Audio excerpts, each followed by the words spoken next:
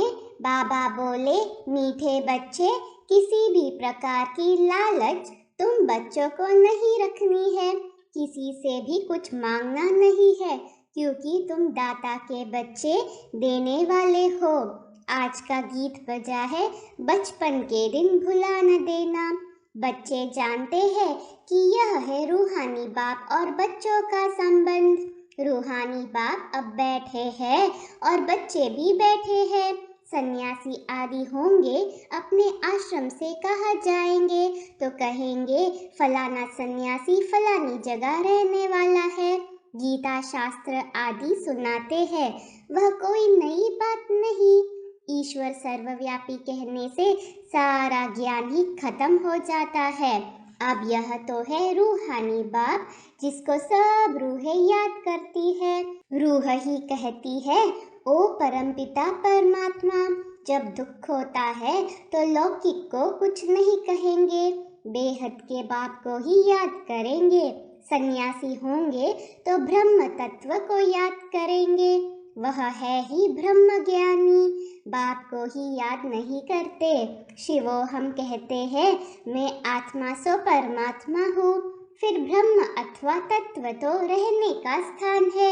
यह बातें बिल्कुल नई है। यह ज्ञान प्रायः लोप हो जाता है। यह जो शास्त्र है उनमें मेरा ज्ञान नहीं है। मेरा ज्ञान न होने कारण तुम जब किसको समझाते हो तो कहते हैं यह तो नई बात है। निराकार परमात्मा ज्ञान देते हैं, यह उन्हों की बुद्धि में ही नहीं आता है। वह तो समझते हैं कृष्ण ने ज्ञान सुनाया है तो मूंझ पड़ते हैं। बाप तो एक एक बात सिद्ध करके बतलाते हैं। भक्ति मार्ग में तुम सब याद करते हो, भगत तो सब भगत है।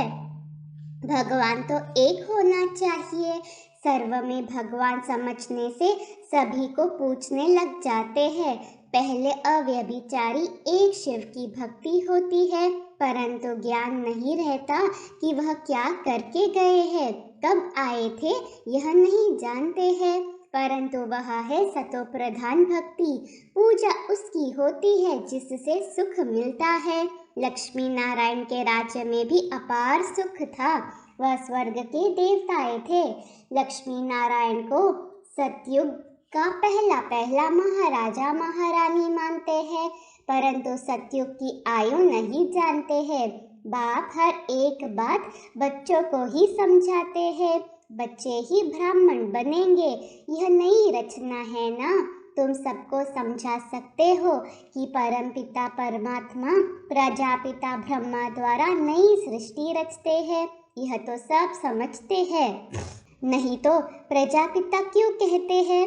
यह बातें तुम बच्चे ही जानते हो, दूसरा कोई नहीं जानते। उन्हों का यह नई नई बातें समझ में नहीं आती।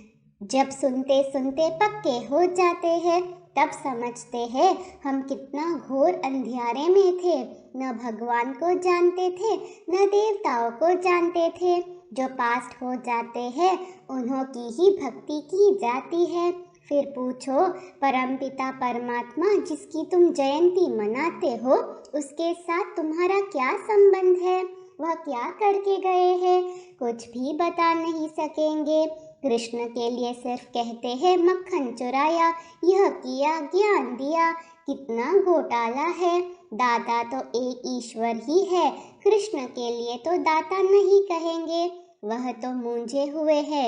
यह सब ड्रामा में नोंद है। बाप कितना अच्छी रीति समझाते हैं। नटशल में थोड़ी बातें भी मनुष्यों की बुद्धि में नहीं बैठती। अगर एक एक के 84 जन्मों का वृत्तांत बैठ निकाले तो पता नहीं कितना हो जाए। बाप कहते हैं इन सब बातों को छोड़ माँ में कम याद करो। थोड़ा विस्तार से कभी समझाया जाता है तो मनुष्यों का संशय मिट जाए। बाकी बात तो थोड़ी है, मुझे याद करो। जैसे मंत्र देते हैं ईश्वर को याद करो, परंतु वह ऐसे नहीं कहेंगे कि ईश्वर को याद करने से तुम्हारे विकर्म विनाश होंगे और ईश्वर के पास जाएंगे। यह तो बाप ही समझाते हैं। तो गंगा स्नान से विकर्म विनाश नहीं होंगे। इस समय हर एक पर विकर्मों का बोझा बहुत भारी है। सुकर्म थोड़े होते हैं, बाकी विकर्म तो जन्म जन्मांतर के बहुत है। कितना ज्ञान और योग में रहते हैं तो भी इतने विकर्म है जो छूटते ही नहीं है। जब कर्मातीत बन जाएंगे फिर तो तुमको नया जन्म नई दुनिया में मिलेगा।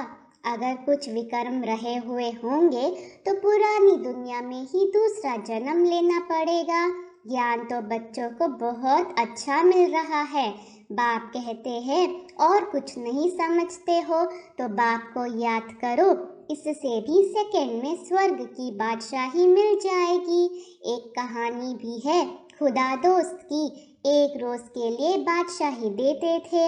अब तुम जानते हो बाबा ही त्वमेव माताश्च पिता त्वमेव है, बंधु भी है सखा भी है, खुदा दोस्त हुआ ना। अल्लाह अवलदीन खुदा दोस्त, यह सब बातें इस समय की है। बाबा तुम्हें एक सेकंड में स्वर्ग की बादशाही देते हैं। बच्चियां जब ध्यान में जाती थी तो वहाँ प्रिंस प्रिंसेस बन जाती थी, वहाँ के सब समाचार आकर सुनाती थी। तुम बाप को अब जानते हो, सब कहते हैं हेवनली गॉडफादर। जरूर नई दुनिया स्वर्ग ही रचेंगे। भारत ही गोल्डन एज था, उस समय और कोई धर्म नहीं था। क्रिश्चियन भी कहते हैं क्राइस्ट से 3000 वर्ष पहले भारत स्वर्ग था, जहाँ लक्ष्मी नारायण राज्य करते थे। इसलिए पूछते हैं इन्हों को यह वर्षा कहाँ से मिला, भारतवासियों का इनसे क्या संबंध है। स्वर्ग के मालिक पहले यह थे, अब तो नर्क है, यह कहाँ गए। जन्म मरण को तो मानते हैं ना, आत्मा जन्म मरण में आती है तब तो 84 जन्म लेंगे, नहीं तो कैसे लेंगे। दुनिया में अनेक मत है, कोई पुनर्जन्म को मानते हैं कोई नहीं मानते हैं। पूछना चाहिए परमपिता परमात्मा शिव से तुम्हारा क्या संबंध है। यह ब्रह्मा विष्णु शंकर कौन है, कहाँ के रहने वाले हैं। तुम कहेंगे सूक्ष्म वतन के, और तो कोई बता न सके। तुम्हारे लिए तो कितना सहज है, माताओं को तो कोई नौकरी आदि का फुरना नहीं है, घर में रहने वाली है, कोई धंधा धोरी का हंगामा नहीं है, बाप से वर्षा लेना है। पुरुषों को तो फुरना है, तुमको तो बाबा कहते हैं तुम अपना मर्तबा लो, विश्व के मालिक बनो। साहूकारों को तो कितनी चिंता रहती है, दुनिया में रिश्वतखोरी भी बहुत है, तुमको रिश्वत लेने की कोई दरकार ही नहीं, वह तो व्यापारियों का काम है, तुम इनसे छूटे हुए हो। फिर भी माया ऐसी है जो चोटी से पकड़ लेती है, इसलिए फिर कुछ न कुछ लोभ लालच रहती है तो जिज्ञासुओं से मांगते रहते हैं। बाबा कहते हैं बच्चे किसी से भी मांगो मत, तुम दाता के बच्चे हो ना, तुमको देना है ना कि मांगना है। तुमको जो कुछ चाहिए शिव बाबा से मिल सकता है, और कोई से लेंगे तो उनकी याद रहेगी। हर एक चीज शिव बाबा से लेंगे तो शिव बाबा तुमको घड़ी घड़ी याद पड़ेगा। शिव बाबा कहते हैं तुम्हारे लेन देन का हिसाब मेरे साथ है, यह ब्रह्मा तो बीच में दलाल है, देने वाला मैं हूँ, मेरे से तुम कनेक्शन रखो थ्रू ब्रह्मा। कोई भी चीज औरों से लेंगे तो तुमको उनकी याद आएगी और तुम व्यभिचारी बन जाएंगे। शिव बाबा के भंडारे से तुम चीज ले लो और किसी से मांगो मत, नहीं तो देने वाले को नुकसान पड़ता है, क्योंकि उसने शिव बाबा की भंडारी में नहीं दिया। देना चाहिए शिव बाबा की भंडारी में। मनुष्यों से लेन देन का कनेक्शन तो बहुत समय रखा, अब तुम्हारा कनेक्शन डायरेक्ट शिव बाबा से है, लेकिन बाबा जानते हैं बच्चों में लोभ का भूत है। कई बच्चे कहते हैं हमने शिव बाबा को देखा नहीं है। अरे तुम अपने को देखते हो, तुमको अपनी आत्मा का साक्षात्कार हुआ है जो कहते हो हमको शिव बाबा का साक्षात्कार हो। तुम जानते हो हमारी आत्मा प्रकृति के बीच में रहती है, शिव बाबा भी प्रकृति के बीच में ही होगा। तुम जानते हो आत्मा एक शरीर छोड़ दूसरा लेती है, किस समय आत्मा का साक्षात्कार हो भी सकता है। आत्मा स्टार है, साक्षात्कार भी दिव्य दृष्टि से ही होगा। अच्छा, कृष्ण की तुम भक्ति करो, साक्षात्कार हो सकता है, फिर फायदा क्या? परमात्मा का भी साक्षात्कार हुआ, फायदा क्या? फिर भी तुमको तो पढ़ना है ना। भक्ति मार्ग में साक्षात्कार होता है तो उनका कितना गायन करते हैं, परंतु मिलता कुछ भी नहीं है। शिव बाबा है ज्ञान का सागर, ब्रह्मा को तो ज्ञान का सागर नहीं कहेंगे ना। ब्रह्मा को भी उनसे ज्ञान मिलता है।